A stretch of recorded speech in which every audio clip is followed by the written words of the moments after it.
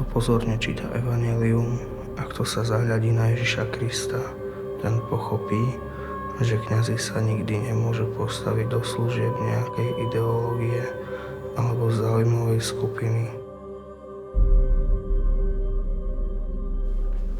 Pevne dúfam, že nikto z vás neurobil nič také, čo by ublížilo našej škole. Uviedlo nás do problému. Pašujeme zakázané knihy zo západu. Posielame cez kurierov správy do Vatikánu. Informujeme o zločinoch režimu proti veriacim. Chlapci vám veria. Dekan to nezvláda. Musíte situáciu upokojiť, inak budú padať hlavy.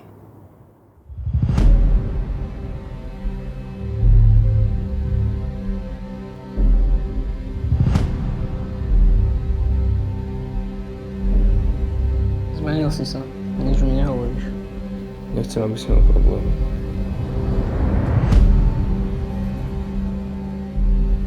Pochop už konečne, že tu nie sme od toho, aby sme boli šťastní.